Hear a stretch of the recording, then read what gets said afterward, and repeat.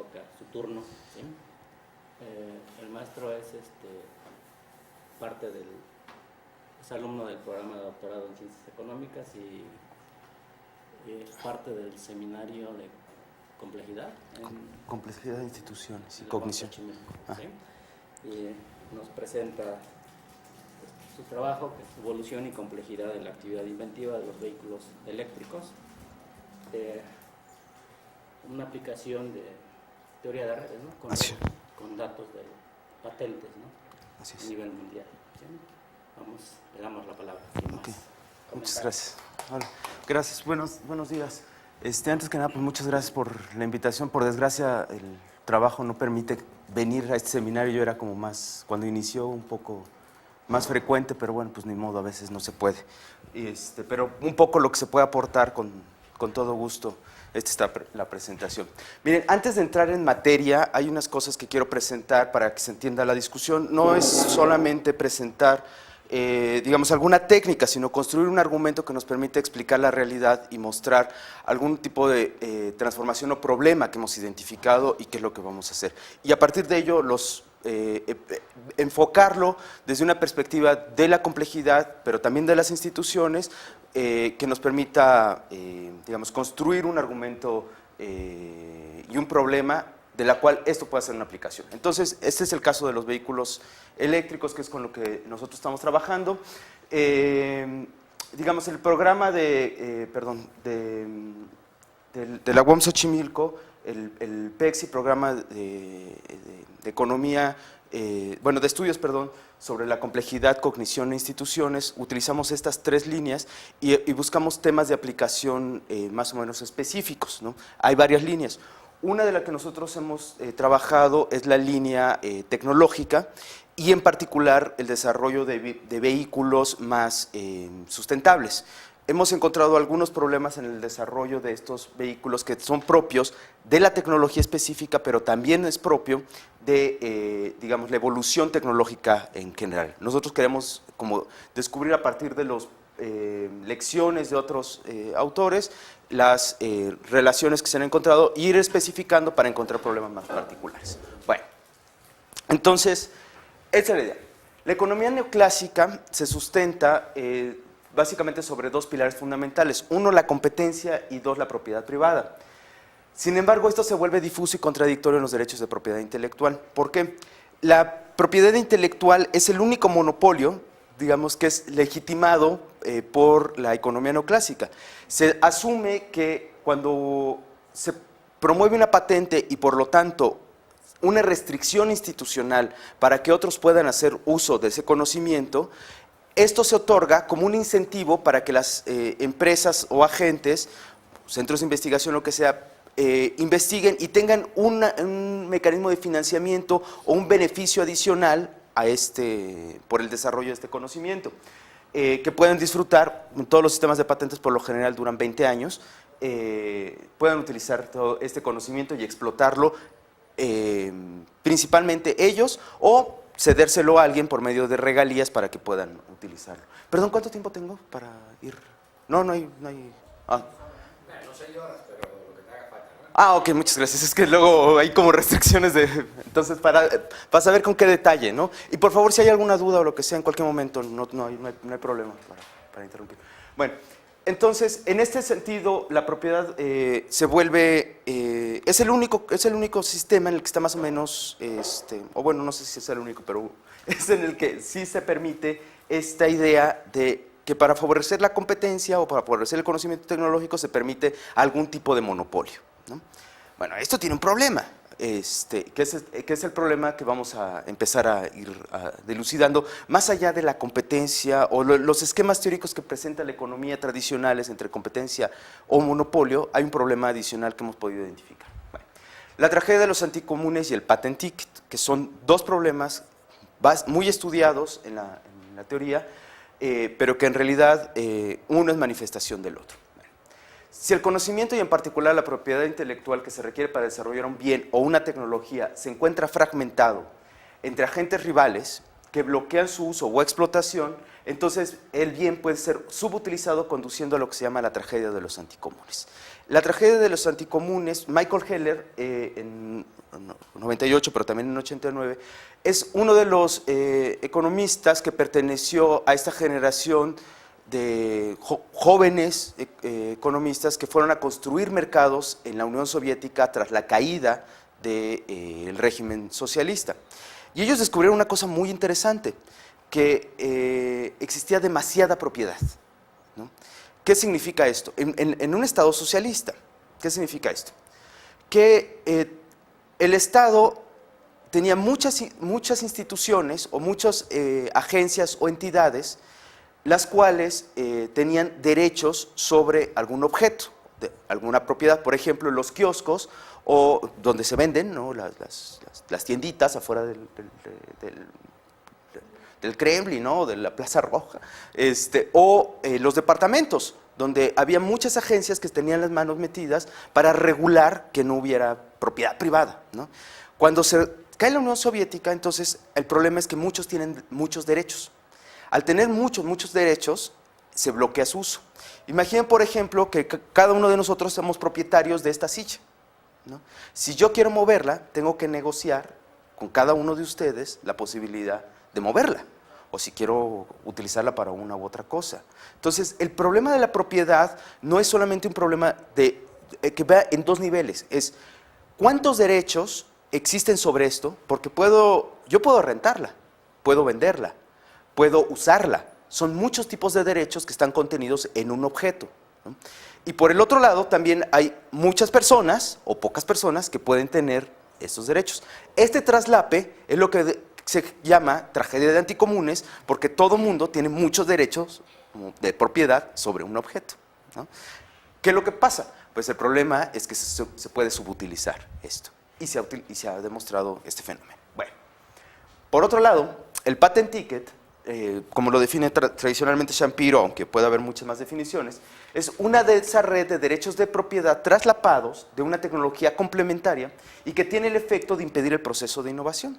Es decir, cuando hay una red densa de derechos de propiedad donde una patente o un conocimiento está inmerso o alrededor de ese, está lleno de muchos derechos de propiedad, para poder utilizar ese conocimiento que una persona o una empresa haya desarrollado, tendría que pasar por el resto, ver que no esté violando los derechos de propiedad de otros agentes. Entonces se convierte en un problema, el patent ticket, demasiado conocimiento vinculado en áreas muy cercanas, puede provocar, y de hecho provoca, y lo hemos demostrado, que nos podemos encontrar en una situación de anticomunes, es decir, donde hay demasiada propiedad. ¿Cómo rompemos este problema? Hay muchas opciones, pero bueno, este es el problema. Pero primero tenemos que demostrar que sí existe dicho problema y no nada más es una ocurrencia. A ver, entonces vamos a presentar esto que es muy importante. Voy a hacer una pequeña presentación teórica nada más para ir cerrando conceptos y después ya presentar los resultados. Supongamos que este es un bien, ¿no? Lo que habíamos dicho, la silla o un conocimiento, este es otro bien, bueno, el mismo bien. Y estos son los derechos de propiedad. Hay por lo menos 7 derechos de propiedad: uso, renta, permiso, etcétera, ¿no? Muchos más, ¿no? Bueno, entonces estos derechos de propiedad pueden estar distribuidos en distintos agentes, el agente A, el agente B o el agente C. Cuando tenemos una situación donde el Estado es propietario, pensemos el Estado como un solo agente, ¿no? No como una multiplicidad de agentes, porque también está, ¿no? Pero pensémoslo como un solo agente, donde el Estado es propietario de todos los, de todos los derechos, entonces este bien es propiedad estatal. Ojo, régimen de propiedad estatal, que no se debe de confundir con bienes públicos o bienes, que esa es otra naturaleza, ya luego lo explico. Luego, en los comunes, que es el trabajo que Elinor Ostrom y del cual nosotros nos hemos inspirado básicamente, muchos agentes cuentan con los distintos derechos de propiedad, ¿no? Eso es en el caso de los regímenes de propiedad comunal o de los comunes. En la propiedad privada, un agente tiene todos los derechos de propiedad sobre un solo bien. Y en el problema de los anticomunes, que es el que nosotros estamos viendo, es varios agentes tienen distintos derechos de propiedad sobre el mismo bien. ¿no? Entonces, estos son los distintos regímenes que pueden existir. ¿Puedes regresar tu momento? Claro. ¿Cuál es la diferencia básica entre el 1 y el 3? Entre ese... La cantidad de agentes involucrados, ¿no? Acá hay más agentes, ¿no? Acá solo hay un agente, ¿no? De hecho, el problema también puede ser muy interesante porque visto así, hay una buena parte del problema de los comunes que involucra un problema de anticomunes, ¿no? Ese es, sí. Ahí, el 1 y el 2. ¿Sí? Sí, ¿1 y 2? En renglones A, lo que es ABC. ¿Qué significa eso, la X de allí? Ok, este es el tipo de bien, este es el derecho de propiedad y este es el tipo de agente. Entonces, el agente A, el agente B, el agente C. ¿Es el tipo de...? El derecho de propiedad. Hay muchos derechos de propiedad. Uso, renta, distribución, etc. ¿Sí? O sea, ¿eso quiere decir, por ejemplo, que en el tercer caso, A, B y C tienen derechos de propiedad sobre... están metidos en todos? En todos los derechos de propiedad. La negociación es muy difícil, digamos. Pero hay muchas reglas. Es el trabajo de Ostrom que es realmente fascinante porque cómo se ha logrado a través de niveles de complejidad, ¿no?, distintos y por medio de reglas, a la Holland, ¿no?, los agentes han logrado encontrar acuerdos estables de largo plazo, ¿no? Es impresionante, impresionante, sin una autoridad central y sin mercado. Por ejemplo, el narco, ¿cómo sería? El narco no hay autoridad central, bueno, no se declara por nadie en principio. ¿El narco cómo estaría? O sea, la gente que maneja el narco. Bueno, a ver, vamos a distinguir. Estos son derechos de propiedad formales, ¿no? En el caso del narcotráfico también hay derechos de propiedad informales, no hay mayor problema. En el caso del narcotráfico se presentarían casos de propiedad informal. Mira, vamos a presentarlo de esta forma. Es que son muchas cosas, ¿no? Pero seamos honestos. Realmente el caso más común y que es genérico, estos son modelos tipos ideales, pero realmente es una combinación entre esto y esto, lo que sucede en la realidad en cualquier fenómeno, ¿no? Es decir, hay más de un agente. A ver, pensemos por ejemplo, la propiedad privada de un gran corporativo, ¿no? ¿En serio es propiedad privada? No, o sea, realmente es un problema de comunes, porque es una mesa de accionistas que se tienen que poner de acuerdo para determinar por lo menos a quién van a contratar como administrador de todo este espacio, ¿no? Hay que empezar a cambiar. Entonces, en este caso, lo que te quiero decir es que básicamente ese es un problema más genérico de esto. Ahora, ese tema yo te lo respondería, que no es el tema de esto, pero te doy un acercamiento. Hay muchas, Ostrom presenta una cosa que se llama la arena de acción. En la arena de acción está contenida, digamos, una situación de acción donde hay control, posiciones, agentes, etcétera, y es una combinación, información, ¿no?, donde ahí se resuelve algún problema. En el caso del narcotráfico, lo que tú puedes encontrar es que la posición, ser narcotraficante o no ser narcotraficante, ser policía, no ser policía, etcétera, ¿no?, te define cuáles son las posibilidades, reglas de acción que puedes ejecutar y, en consecuencia, el control o poder que tienes sobre esto. Entonces, lo que tú estás viendo ahí realmente, cuando presentas esto, es qué derecho de propiedad te corresponde. Estos derechos de propiedad, en el caso de los cárteles, se vuelven difusos. ¿Por qué? Porque no sabemos qué poder tiene uno o qué tanto poder puede tener uno, o dependiendo de su posición o información que tenga, en un momento u otro. Estas cosas son muy difíciles de medir, ¿no? Entonces, ojo, estos son modelos tipos ideales para representar un problema, ¿sí? No sé si eso sea como suficiente. Pero bueno, empezamos a ver, ¿no?, que la cosa se vuelve más compleja, nada más pensando en la dimensión de los derechos de propiedad intelectual, que lo que uno presupondría, ¿no? Y cuando uno dice complejo, no nada más es decirlo en términos, ¿no?, laxos. Significa enfrentar con herramientas que nosotros contamos, enfrentar ese problema, ¿no? No nada más es decirlo, ¿no? Entonces vamos a ver cómo podemos hacerlo. Bueno, regresemos al tema. ¿Qué pasa con las tecnologías? El problema de las tecnologías es que las tecnologías pueden ser sustitutas o pueden ser complementarias. VHS o beta son tecnologías sustitutas. Los dos presentan films, ¿no?, y los dos pueden ser utilizados de una forma, pero una utiliza un tipo de tecnología y la otra. ¿Cuál gana? ¿Cuál es mejor que otra? Hay muchos criterios, ¿no? Presento ese ejemplo porque es uno de los ejemplos donde una tecnología que no era la mejor fue la que terminó siendo resultante, ¿no?, al final del día, ¿no? Bueno, Tenemos ahora, visto de esta forma, tenemos que cada tecnología, lo que intenta, que es la tecnología, lo que está en cuadrito negro, tiene la intención, por lo menos inicialmente, de resolver un problema. Puede resolver más de uno, o puede que una tecnología por accidente resuelva problemas que ni siquiera se imaginaba. Pero en general, intencionalmente se espera que una tecnología resuelva por lo menos un problema. Entonces, esta tecnología, la tecnología 1, procura resolver el problema alfa, ¿no? Y tenemos un propietario de esa tecnología, ¿no? Es el caso más sencillito. Entonces, donde tenemos un propietario que tiene una tecnología que resuelve un problema. El problema es cuando empieza a suceder esto, que las tecnologías realmente están conectadas y necesitamos enlaces entre estas tecnologías. Es decir, yo no puedo utilizar mi computadora si no tengo un sistema eléctrico donde pueda conectarme, ¿no? Las tecnologías están conectadas, como el conocimiento. Bueno, entonces, realmente lo que pasa es que se vuelve un poco más complejo cuando las tecnologías, cuando estoy pensando en complejo en ese sentido, estoy pensando en Kaufman, estoy pensando en modelo NK, ¿no? Básicamente, ¿no? Y entonces, aquí tenemos una tecnología, dos tecnologías, tres tecnologías que pueden resolver este problema, ¿no? Necesitamos de estas tres tecnologías para resolver este problema, y este problema es resuelto por esta simple tecnología. Y dos propietarios, donde este propietario es de esta tecnología y este propietario es de esta tecnología. En este caso, para resolver este problema, necesitamos la concurrencia de dos agentes que se pongan de acuerdo para compartir sus tecnologías y resolver este problema. En este caso no. En este caso, un solo propietario puede resolver este problema. Bueno, empieza a volverse complicado, pero luego se vuelve una cosa de este tipo, ¿no? Y ya su imaginación que les permita ver todas las conexiones y todas las posibilidades que pueden existir, ¿no? Bueno, aquí ya empieza a ponerse difícil, porque entonces se tienen que poner de acuerdo muchos más agentes, ¿no? Pero que tienen poder de negociaciones distintas, en distintos niveles. No es lo mismo el que está en la cúpula, no es lo mismo Honda, ¿no?, que un proveedor de software, ¿no?, que te hace el software para los elevadores, de los vidrios eléctricos. No es lo mismo, ¿no?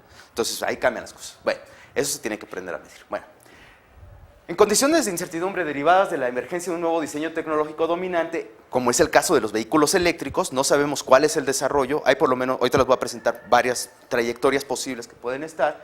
La emergencia de un nuevo diseño, el patent ticket no solo se presenta como una estrategia para dominar el mercado. Hay muchas empresas que pueden meter patentes, inundar de patentes para bloquear el mercado y quedarse con eso, porque hay incertidumbre.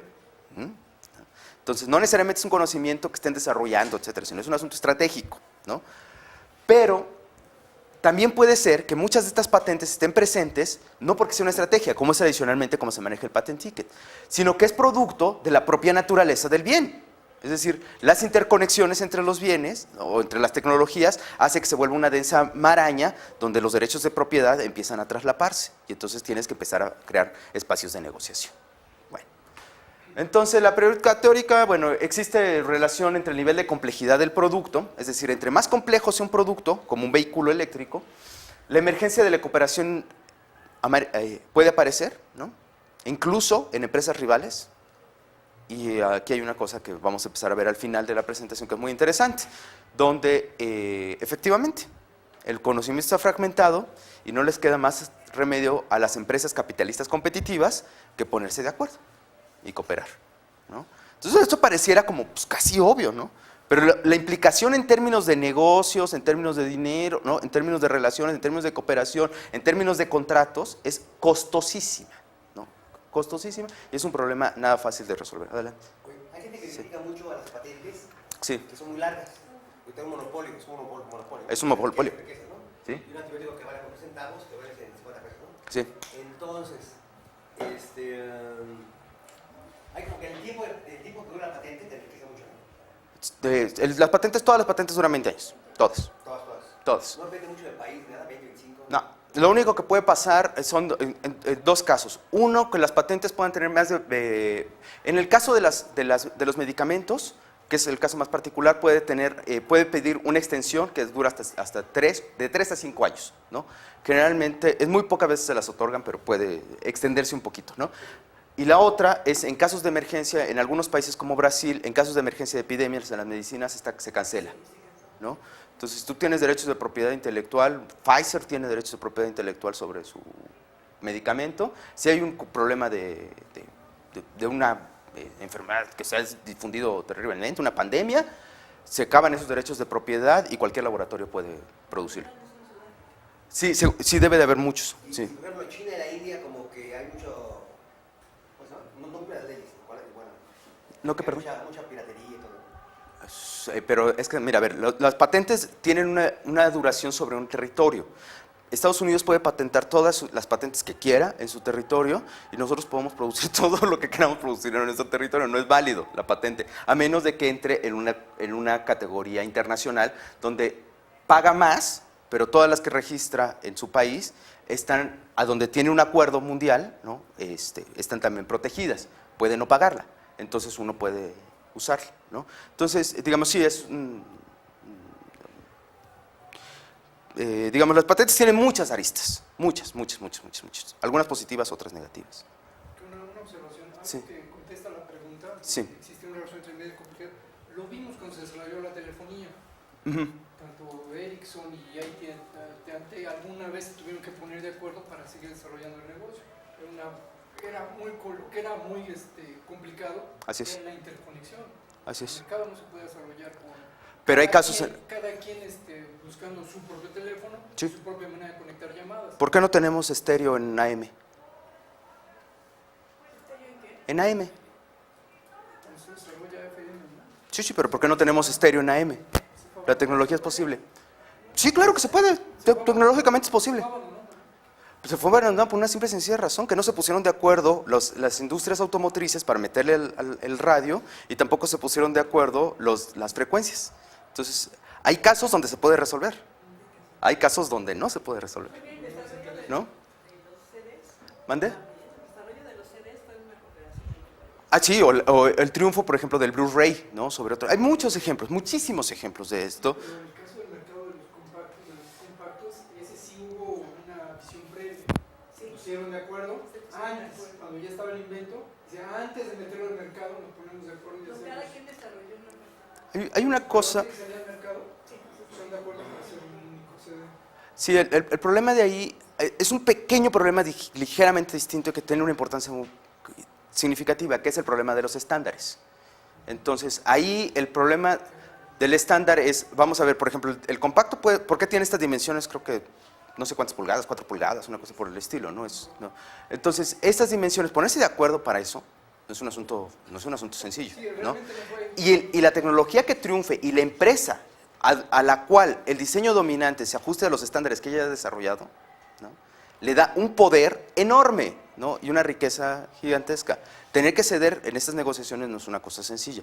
Por eso, en el caso, por ejemplo, de Ericsson y era AT&T, ¿no? Que ahí lo presenta bien Shapiro en uno de los microcasos de estudio. Ahí sí se tuvieron que poner de acuerdo en los estándares, ¿no? Pero hay otros casos donde las empresas no pueden ponerse de acuerdo, ¿no?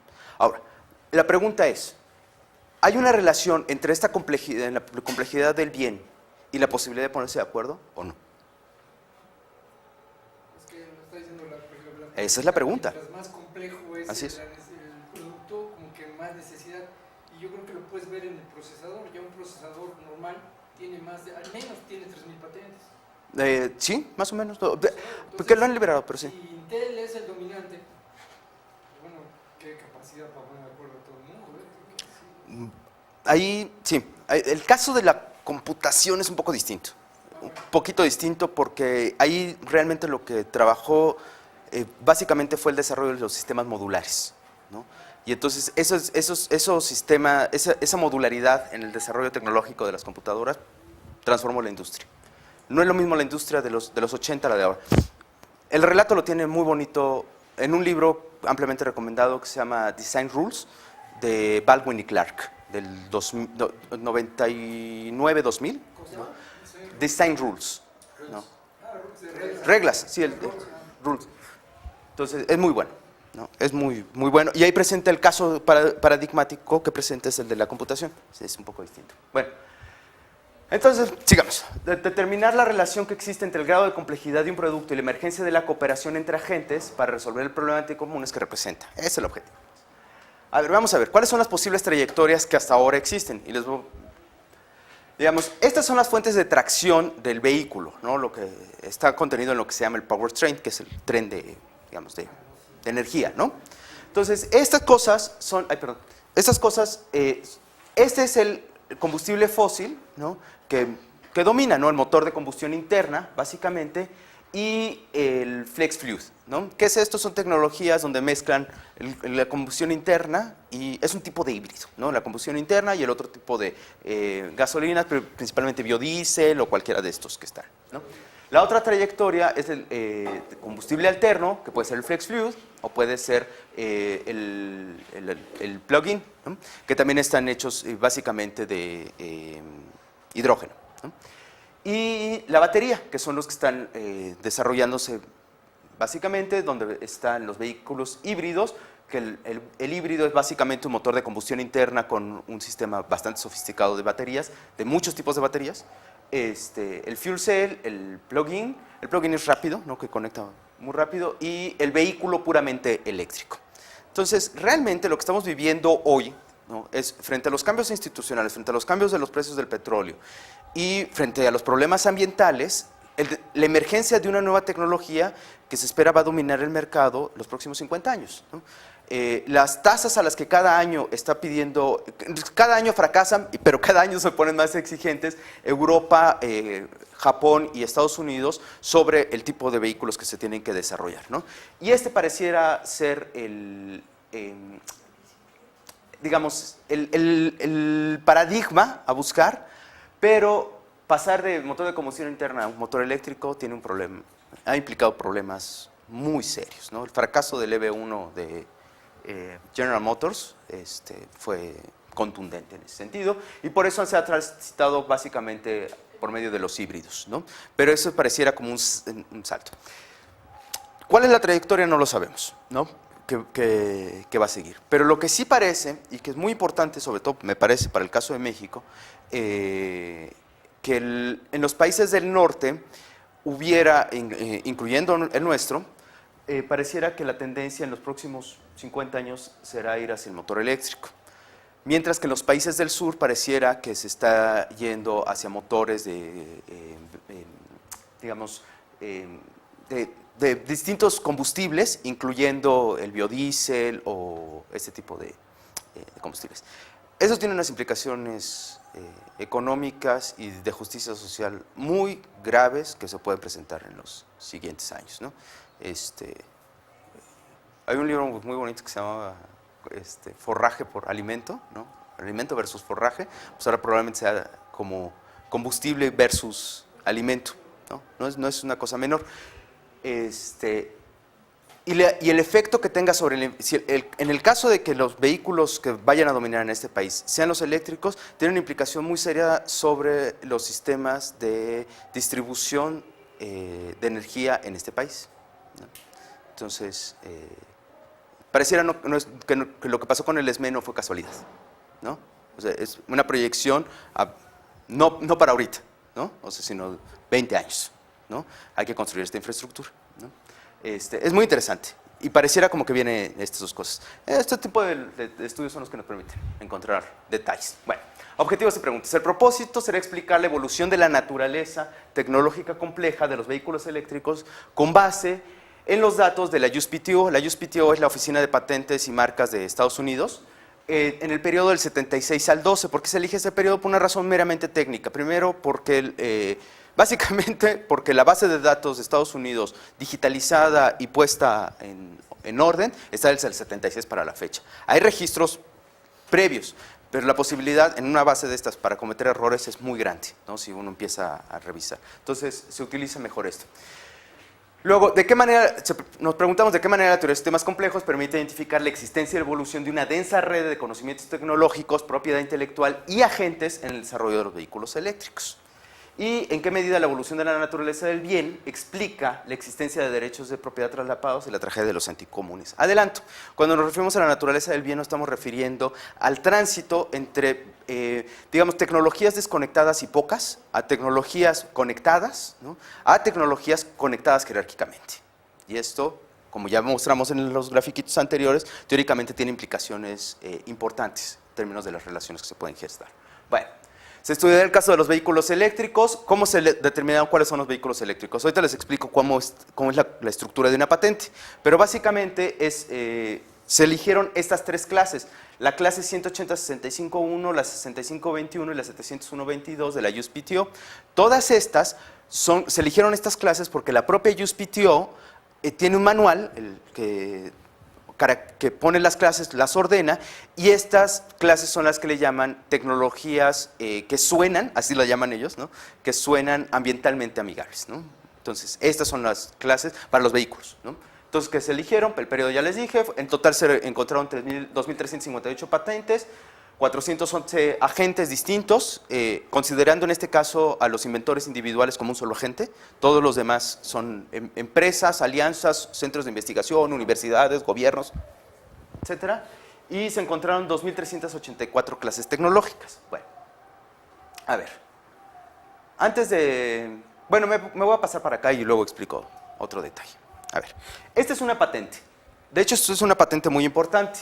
Que está hecha por Seversky, que es un ingeniero de la ex Unión Soviética que se fue a Estados Unidos, patentó, digamos, un motor híbrido, y que es la patente más, digamos, importante en este sentido, y que le costó a Toyota como el 0.2% de todas las ventas de 3 líneas de vehículos para pagarle por violar esta patente, ¿no?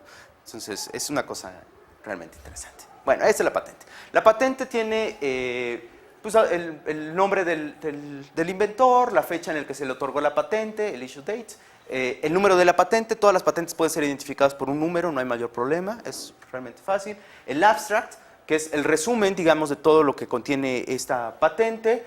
Algunos datos importantes, quiénes son los inventores, esta es la carátula, ¿no? A quién se le asignó, ¿no? Aquí se le asignó, por ejemplo, a Pearson, que es la empresa de Seversky, ¿no? Que es un centro de investigación privado. Cuándo se entró el número de aplicación y cuándo entró la aplicación. ¿Qué significa aplicación? Es cuando uno llega con el formato de decir quiero la patente de esto. Ahí se registra la fecha cuando se llevó y luego viene todo el proceso de revisión de la patente, ¿no? Y después se otorga. Y entonces esa es la fecha que aparece acá cuando se otorga la patente. Es una cosita. Bueno. Este es el número de prioridad. En caso de que haya otra patente, que se quiera registrar esta patente, este es el número de prioridad, que se quiera registrar la patente en otro país, si alguien la quiere registrar con otro nombre, este cuate puede llegar y decir, perdón, yo ya tengo esta fecha de prioridad porque yo ya la registré en este país, entonces no puedes registrarla tú hasta que se termine. Si no me la otorgan a mí, ya puedes seguir tú el proceso, pero si me la otorgan a mí, ya, tú no puedes. Entonces es una forma de proteger de que no lleguen pues, cuates y empiezan a buscar patentes recién hechas en la oficina de patentes y las vayan a patentar en otros países, ¿no? Y luego, esas son las patentes relacionadas. ¿Qué significa esto? O que es muy común llamarle las patentes citadas. Cuando una patente es como un artículo académico. Uno agarra una idea y pone el autor de donde tomó la idea, ¿no? Cualquiera, ¿no? Adam Smith, ¿no? La riqueza de las naciones, cita uno para decir que no es propio. Entonces, las patentes también tienen que tener estas citas, ¿no? Que es lo que le llaman cita de patentes que estén parecidas a ellas y que estén detrás, ¿no? Y la fecha, etcétera, el número de la patente, ¿no? Entonces, se tiene que ir así. Es muy importante porque uno puede encontrar la trayectoria del conocimiento a través de las citas. No es una cosa que es una cosa que todo el mundo hace porque la USPTO ya te presenta esta información. Nosotros no nos ha gustado mucho porque a veces unos pueden citar, se pueden hacer, no, hay muchas trampas ahí que no te permiten. Hemos preferido como otra técnica para seguir. Bueno, aunque también lo hemos hecho, ¿no? El caso de Juan Reyes, un compañero del proyecto también, él fue lo que hizo en el caso de las baterías. Bueno, y estas son lo más importante para nuestro gusto, que son las clases. La UIS class, bueno, la clase actual de la USPTO. ¿Qué significa esto? Cada una de estas cosas, esos números, es una clave que le pertenece a una clase. Entonces, así como nosotros mantenemos nuestros artículos a, ¿cómo se llama? La clasificación esta que tiene la Organización de Economía, ¿no? Que dice, a ver, ¿cuál es la clase? La O0K20, que pertenece a Historia Económica, ¿no? O la J no sé qué, que pertenece a instituciones, ¿no? Entonces ahí uno va clasificando. ¿Qué es lo que pasa? Que cuando uno empieza a tener pocas clases, eso quiere decir que el conocimiento, el área de conocimiento es muy general, ¿no? Cuando tienes muchas clases y distintas clases, ¿no? Eso quiere decir que el conocimiento que tú estás presentando es un conocimiento muy específico, ¿no? No es lo mismo hacer un trabajo, digamos, de historia económica que tenga un énfasis en la teoría de Schumpeter, ¿no? O sea, meterle más detallitos, entonces se vuelve una cosa más específica, más puntual, ¿no? Tiene más clases, lo puedes categorizar en más clases. Lo mismo pasa con las patentes, el conocimiento que está contenido acá, si lo puedes meter en más clases, eso quiere decir que es un conocimiento más específico y más diverso. Si no, ¿no? Entonces las clases nos dan áreas de conocimiento. El pleito que se tienen entre los distintos agentes es qué áreas de conocimiento se están invadiendo o no. Porque una patente que tenga que ver con, digamos, una batería, difícilmente tiene que ver con los frenos, ¿no? Una patente que tiene que ver con frenos regenerativos está vinculando, ¿no?, los frenos con la energía que se genera de estos frenos para conectarlo a la batería, ¿no? Entonces, digamos, estos dos ejemplos, estas dos patentes, los frenos y la batería, pues, difícilmente va a haber patent ticket, ¿no? O sea, difícilmente uno va a estar violando conocimientos, ¿no? Cuando ya metes esta otra tecnología, entonces sí empiezas a tener problemas. Bueno, a ver, entonces me regreso. Antes de seguir, quería explicarles un poco cómo es la estructura de las patentes. A ver, esto es digamos, una representación con base en Frenken y Kaufman, donde, digamos, tenemos un sistema integral donde todos están relacionados con todos. Tenemos un sistema compuesto por n elementos y todas las posibles combinaciones entre n. Entonces, es un sistema integral, todo está conectado con todo. ¿Qué significa esto? Que si uno quiere cambiar un parámetro de diseño o cualquier parámetro de este sistema, tiene que afectar todos los demás, ¿no? Ese es un sistema modular, por llamarlo, es una representación muy sencilla, donde, digamos, hay componentes que están conectados, fuertemente conectados, parámetros de diseño que están fuertemente conectados, y los demás están conectados muy fuerte al interior, pero entre ellos no están conectados. Ese es un sistema tecnológico modular. De tal forma que esto nos permite hacer cambios muy rápido al interior de un sistema, al interior se pueden hacer cambios sin afectar la arquitectura de todo el producto, ¿no? Entonces, esto nos permite encontrar áreas de conocimiento y vencer de alguna forma la catástrofe de la complejidad, ¿no? Son heurísticas que podemos estar encontrando frente a este monstruo. La desventaja de esto es que nos podemos encontrar con óptimos locales, ¿no? Y confundir un óptimo local con un óptimo global. En el caso integral, pues no, pues están todas las opciones, pero explorar todas las opciones y hacer fuerza bruta al respecto, pues está difícil, ¿no? Entonces, y más con tantos parámetros. Bueno, lo que nosotros hemos pensado es que realmente el debate entre un sistema integral y un sistema modular, presentado en los vehículos Fixon, SACO, hay muchos que están trabajando al respecto, es un debate relativamente falso donde se pone uno u otro. Lo que nosotros creemos es que realmente lo que pasa es que los sistemas empiezan a volverse complejos, ¿no? Empiezan a tener más componentes y estas interrelaciones empiezan a hacerse mayores y entonces tenemos un nivel de complejidad bastante alto. Pero hay un momento donde toda esta cosa tiene que separarse. Y entonces, donde se separa, se crean módulos, se fijan algunos parámetros básicos y los demás se permite el diseño puro, ¿no? Que cada quien haga el suyo. Y entonces se separan y al interior se vuelve a crecer esta complejidad, ¿no? Y se vuelve a volver una cosa integral y se vuelve así, ¿no? Entonces, ¿qué es lo que sucede? Lo que sucede es que realmente en el desarrollo tecnológico, desde nuestra concepción, es un proceso donde se empieza a crecer el nivel de complejidad y las interrelaciones, pero después empieza a haber separación entre estas y al interior de estas empieza a volverse a ser complejo hasta que se empiezan a perder conexiones que no se tienen y se van encontrando sistemas más o menos prístinos, digamos, ¿no? O sea, más o menos regulares. Eso es un poco lo que nosotros tenemos, a diferencia de decir un sistema u otro, ¿no? Aquí nosotros pensamos más en términos de la evolución. Ahora sí, perdón. En biología tiene a ser humano, todo muy parecido. Sí. Quiere ser humano, ¿no? Sí. Y el corazón sería una parte como integral, ¿no? El corazón, la circulación, ¿no? Tú tienes el ojito, todo eso, ¿no? En biología también me imagino que está muy estudiado, ¿no? Separar la parte modular del órgano del... ¿no? Sí, está muy estudiado. Que se haya logrado explicar del todo eso es un misterio que todavía no está claro, pero de que se ha estudiado, sí se ha estudiado. Y sí, efectivamente, nuestro diseño, digamos, el de muchos seres, nosotros mismos, es un diseño modular, ¿no? Sin duda. Pero fíjate que nuestra arquitectura es lo mismo, ¿no? Salvo excepciones, ¿no? Digamos, tenemos 2 ojos, tenemos una cabeza, tenemos una nariz, 2 fosas nasales, ¿no? Hay redundancia, ¿no? En algunas cosas, ¿no? Hay diversidad, a veces se contrae, ¿no? Lo tenemos, ¿no? ¿Por qué tenemos 2 ojos? ¿Por qué tenemos 2 fosas nasales y no 2 corazones? ¿No? Ahí hay explicaciones, hay muchas cosas que pueden explicar. Bueno, estas cosas lo que nosotros queremos decir es que es eso. Pero fíjate, la arquitectura sigue siendo más o menos la misma. ¿Puede haber cambios en nuestra arquitectura? Desde luego, pero van a tardar bastante tiempito.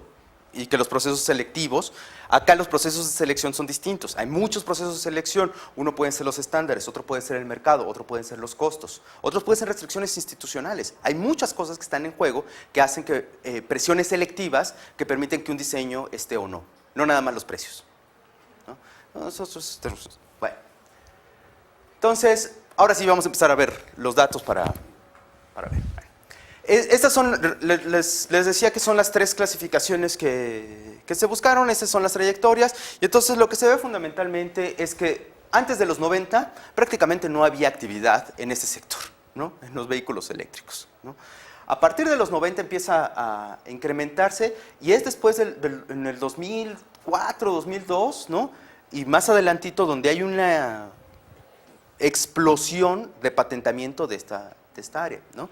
Y va a seguir, ¿no? Eso sí, por un buen rato. La segunda cosa que resulta interesante es que la 180.65.1, que esta tiene, a ver, nada más les explico rápido, esta tiene que ver con vehículos de motor eléctricos, esta tiene que ver con vehículos de motor híbridos y esto tiene que ver con procesamiento de datos para vehículos en general, ¿no? Entonces, digamos, lo que está aquí presentado es, la naranjita, es que estas dos, que es los vehículos en general, ¿no?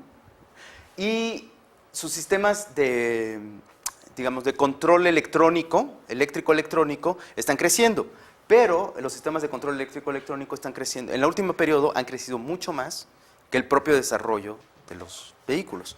¿Por qué? ¿No? Es una cosa, y hay otro problema ahí distinto, ¿no? Básicamente ha crecido porque ahora ha pasado del vehículo de ser un sistema mecánico a ser un sistema eléctrico-electrónico. Esa es la razón. Y el software tiene un papel fundamental ahí. El software implica un problema adicional, porque el motor de combustión interna y el motor eléctrico incluso son bienes tangibles, los puedes tocar, ¿no? El problema del software es que es intangible. Entonces los procesos de reducción, de delimitación, el lenguaje utilizado, tiene problemas adicionales, ¿no? Que también lo estamos estudiando, que son realmente difíciles de abordar, ¿no? Uno sabe en un terreno cuándo empieza un terreno y cuándo termina otro poniéndole una zarca, ¿no? O sea, aquí esto es propiedad mía, esto es propiedad tuya, ¿no? Hay una mojonera, se acabó el problema, aquí sabemos de quién es quién. ¿Y en lo intangible? ¿Cuándo mi idea es mía y cuándo realmente es algo que salió de este seminario? Es intangible, ¿no? Entonces, el software lo es. Bueno, este ya es un problemita aparte que ya después vamos a tener que estar enfrentando. Bueno, aquí algunos compañeros ya están enfrentando. Vamos a ver qué es lo que pasa. Estas son las nuevas áreas, estas son las 20 primeras áreas, y estos son los años, ¿no? Del 76 al 2012, y estas son las 20 clases, las 20 principales clases, ¿no? Les recuerdo, hay 2.380 y tantas clases, ¿no? Estas son las primeras 20, nada más para ilustrar esto. ¿Qué es lo que pasa? O las principales clases. Notamos que en los primeros años los niveles de exploración, ¿no? Realmente son muy bajos. Hay pocas áreas donde se está explorando. Están concentradas la investigación en algunas áreas, ¿no? Pero en este año los niveles de exploración han crecido. Después de los 90 han crecido terriblemente. ¿Qué significa esto? Que no solamente se ha patentado más en los vehículos eléctricos, sino que se ha patentado más en distintas áreas de los vehículos eléctricos, ¿no? que tienen. Bueno, esto es, digamos, y hay un problema entre exploración y explotación y los costos que implica, bueno, pues presenta un problema aparte. Estas son las clases promedio, y esto es un dato muy interesante. A ver, ¿qué significa? Que uno agarra las patentes de un año y promedia sus clases, ¿no? Y entonces lo que ¿cuántas clases tienen? 20, 25. ¿Se acuerdan que habíamos dicho que el número de clases me dice qué tan especializado puede ser un conocimiento, ¿no?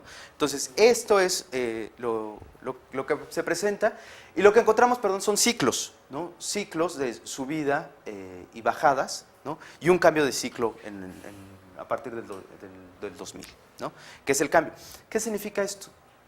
Que era un poco lo que estábamos presentando, ¿no? Que primero hay oleadas, ¿no?, de conocimiento en muchas áreas, ¿no? Luego se empiezan a especializar en algunas áreas, por eso crece el número de, digamos, de clases, ¿no?, que están contenidas, de especialización, y luego empieza a reducirse. Entonces, este proceso, ¿no?, cíclico de exploración y concentración de algún conocimiento, y luego otra vez saltos, ¿no?, empieza a reproducirse ya no solo, y eso es lo más interesante, a niveles de una empresa, o de un centro de investigación o de un inventor, ¿no?, sino empieza a volverse a un patrón del sistema, de todo el sistema. Bueno, a ver, ahora sí vamos a empezar a ver. Dijimos, a ver, ¿cómo podemos enfrentar este problema?, ¿no? Y entonces decidimos a trabajarlo por medio de teoría de redes, ¿no? Básicamente todas las ilustraciones que aparecen acá están hechas con NodeXL, entonces que es un software muy sencillito y que tiene la ventaja de presentar los principales índices de una forma muy sencilla. Bueno, lo que encontramos es que existen micropatrones que van construyendo todo el sistema. ¿Cuál es el primer sistema? Estas no son patentes, es muy importante aclararlo. Estas son las clases. Esto que está vinculado todos con todos es una patente. Una patente que vincula a 4 clases. ¿Sí? Entonces, acá tenemos otra patente que vincula a 5 clases. ¿No? Pero estas 2 patentes, digamos, están vinculadas por esta clase, porque están en común. ¿Sí? Entonces, son áreas de conocimiento más ¿no?, que comparten un área de conocimiento y otras áreas de conocimiento más lejanas. Cuando empiezan si estas se parecen mucho a estas, ¿no?, empieza a traslaparse. Si empiezan a separarse, ¿no?, pareciera que hay áreas de conocimiento donde no están compitiendo. Entonces lo hemos trabajado por clases. Entonces estas son las, digamos, por ejemplo, todos estos son ejemplos reales, todos son las ilustraciones que ya trabajamos. Estas son las clases contenidas en la patente 3984742 y estas son las de la 3986095, ¿no? Entonces, esto nos va creando una red de conocimiento. Entonces, lo primero que encontramos es que hay agrupamiento. Usamos el método de agrupamiento de Klaus C. Newman Moore, ¿no?, para agrupar, y entonces hacemos lo que encontramos. Bueno, el siguiente proceso es que encontramos son combinaciones, derivación simple y autonomía relativa. Estas son las patentes del 76, del 77, del 78, todas estas. Entonces lo que encontramos es que de una patente, ¿no?, o de un área de conocimiento se vinculan algunas áreas de conocimiento muy cercanas a ella, ¿no? Entonces esta es la derivación simple, ¿no? Después encontramos que hay patentes que combinan áreas de conocimiento que ya habían sido explotadas previamente, y encontramos algunas áreas de conocimiento que por la propia estructura de las relaciones de patentes empieza a separarse de un área que pareciera como suya, pero luego empieza a tener como cierta autonomía por el peso básicamente del grado de los nodos de las clases, ¿no? Entonces empiezan a tenerse separación, ¿no? Entonces empiezan a configurarse. Estas son clases no relacionadas. Encontramos, por ejemplo, estas son las clases del 78, estas son las clases del 76, estas son las del 78. Estoy diciendo, sí son esas. No, espérame, estoy diciendo mentiras, perdón. Estas son ambas del mismo año, y en este año, por ejemplo, no tenían relación. Las patentes que se generaron, crearon un grupo, y crearon 2 grupos distintos que no estaban conectados. Entonces también había cierta separación, que son estos saltos, ¿no?, donde algunas empresas hacen una cosa y otras empresas estudian otra cosa, ¿no? Aquí empieza, que es muy interesante, aquí empiezan a verse ya patentes vinculadas con los vehículos híbridos. Desde este año, pero después hubo una ausencia terrible, hubo un vacío ahí, y ya después empezó a hacer. Y luego tenemos un proceso de reagrupamiento, donde, ¿se acuerdan? Esto mismo fue lo que se presentó en la tercera, o en la segunda, creo, que son los 3 donde estaba la combinación, la derivación simple y la autonomía relativa, son los mismos. Pero conforme va pasando el tiempo, empiezan a cambiar estos patrones de agrupamiento, porque hay nuevos conocimientos que están creando nuevos enlaces y nuevas fuerzas que hacen que cambien los grupos a donde estemos anidados, ¿sí? Imagínense ustedes que están en una fiesta ¿no? Y entonces llega el cartón de cerveza, bueno, ¡pum!, todo el mundo se va a ir hacia donde está, y hace, ¿no? Llega la muchacha guapa, ¡pum!, todos, ¿no? Y las botan, ¿no? Entonces empiezan ahí a crearse patrones, porque esto empieza a moverse, y al moverse, al encontrar nuevos elementos que están, los procesos de agrupamiento empiezan a cambiar. Pero lo importante es, ¿encontramos patrones? ¿Hay patrones al respecto? Bueno, pues sí. Bueno, estos son los primeros. Lo primero que encontramos es que hay una primera fase entre el 76 y el 95, donde empiezan a concentrarse las patentes, y realmente hay un gran componente central, y alrededor de todos ellos, que básicamente la clase 180-65-1, ¿no? Que es donde se está concentrando el conocimiento y algunas áreas que están flotando. Una segunda fase, hay una segunda fase donde empieza a haber cierto ordenamiento, y encontramos dos clases centrales, que son nodos centrales, a los cuales están alrededor, pero ya distintos. Y entonces empiezan a separarse básicamente la clase 701-22 y la clase 701. Y esta es la que está vinculada con la 65-21. Entonces realmente hay como tres clases que empezamos a ver, áreas de conocimiento donde empiezan a separarse. El sistema comienza a ordenarse, ¿no? Y porque no es todos con todos, ¿no? Sino empieza a tener. Y entonces una primera área que está vinculada con el motor, ¿no?, eléctrico, otra segunda área que está vinculada con los sistemas de procesamiento de datos, y una tercera área que está vinculada con los vehículos híbridos. Ahora, estas son áreas, eso no quiere decir que no estén interconectadas cada una de estas tres, están interconectadas y muy interconectadas, ¿no? Pero podemos encontrar agrupamientos de esto. Y después, sí, claro. No, es en el tiempo, o sea, es un Sí. tiempo después.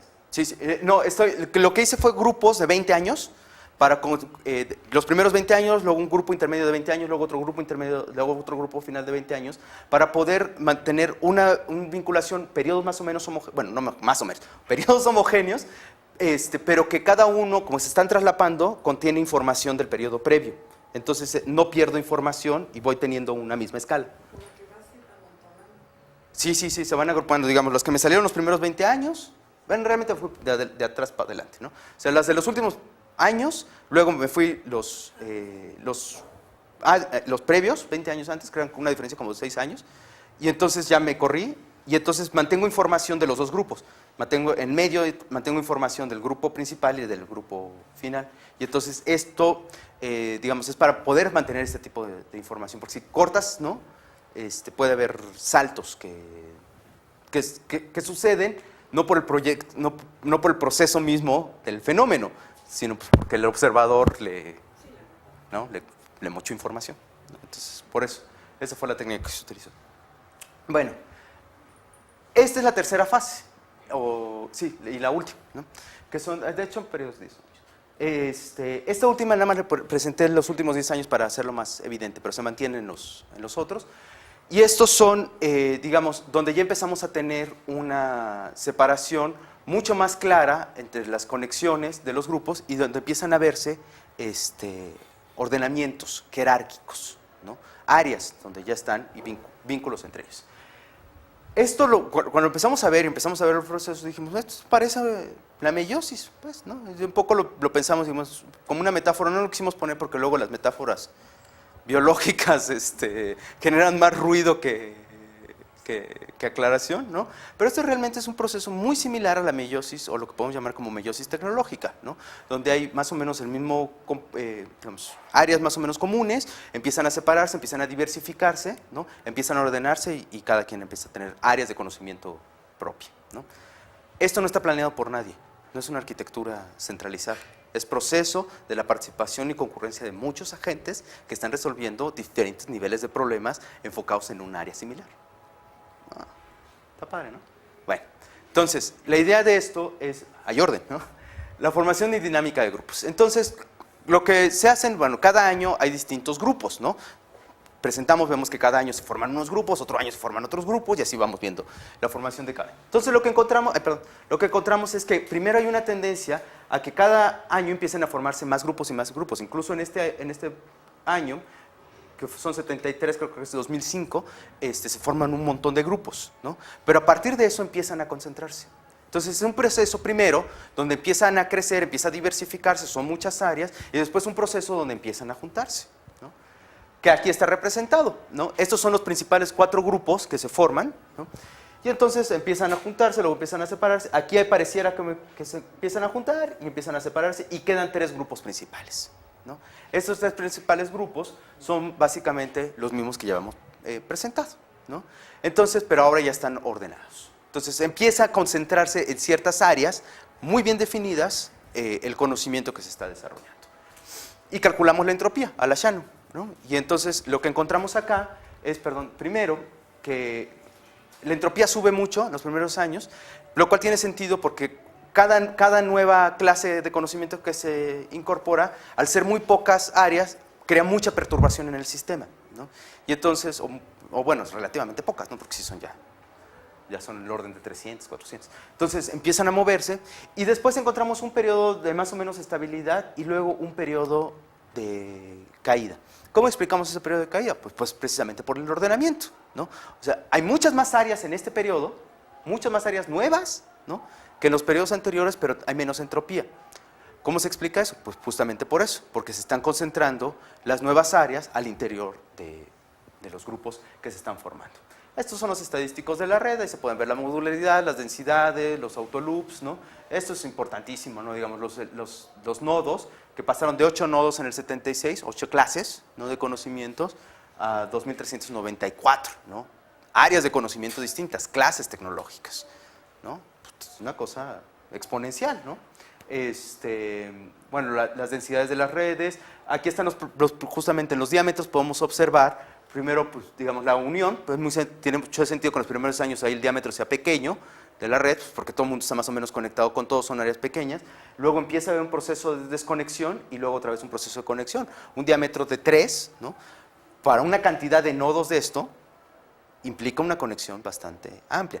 En combinación con el dato de la entropía, nos está diciendo que las interconexiones están siendo vía estos grupos, que es la tesis que estamos manejando, ¿no?, que es una tesis donde no es modularidad integral, ¿no?, es el proceso evolutivo nos permite ir creando grupos. Bueno, medimos el grado promedio para medir el patent ticket, que es lo que nos interesa finalmente. Entonces medimos el grado promedio de las clases según el número de agentes entre el número de agentes por cada clase y encontramos una relación lineal. ¿Qué significa?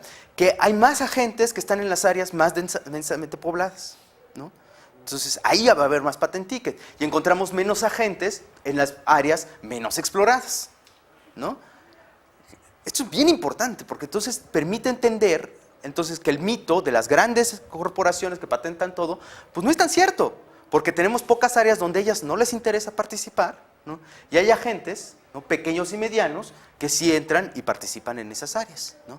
Entonces, su poder en esas áreas, pues, es significativo más que las grandes corporaciones. Son procesos de negociación distintos.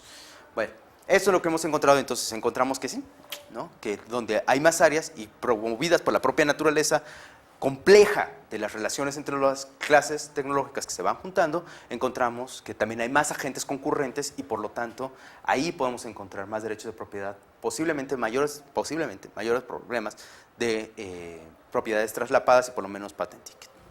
Bueno. Esta, digamos, es la red también, pero esta es una red, la red de densidad, ¿no? Qué tan densos están y dónde están conectadas. Entonces aparecen las clases, la red de clases donde están más conectados. Donde está más rojo hay mayor densidad de conexión, ¿no? Y entonces presentamos, bueno, no basta preocuparnos por ahora ya vimos cómo es las áreas de conocimiento. Ahora tenemos que ver quiénes son los agentes participantes. Porque si en el área más densamente poblada está la misma persona, pues, ¿qué importa? No hay patent ticket, ¿no? Una sola persona está concentrando todo el conocimiento, no hay una maraña ahí, ¿no? Si muchas personas están ahí, entonces sí, entonces tenemos que medir esto. ¿Y qué tipo de personas? Entonces, hacemos un trabajo de discriminación de agentes. Entonces, estos son los 4 agentes, o tipos de agentes, más bien, que hemos localizado. El primero son las empresas, ¿no?, donde están todas las empresas. El segundo son alianzas. ¿Qué significa alianzas? Que son vínculos entre una empresa y un agente, entre una empresa y un individuo, entre una empresa y un centro de investigación, entre 2 centros de investigaciones, donde hay 2 ¿no? Más de un agente, esa es una alianza, ¿no? Básicamente las alianzas son entre las empresas y centros de investigación, ¿no? Públicos y privados, incluyendo las universidades. Las ENP, que son las empresas no practicantes, ¿no? No confundir con la Escuela Nacional Preparatoria, porque aquí, digamos, en la UAM no hay problema, pero aquí seguramente sí. ¿Cómo se llama? Bueno, las empresas no practicantes son las empresas que no se dedican a la producción de su conocimiento, ¿no? Sino que su producción es el conocimiento mismo.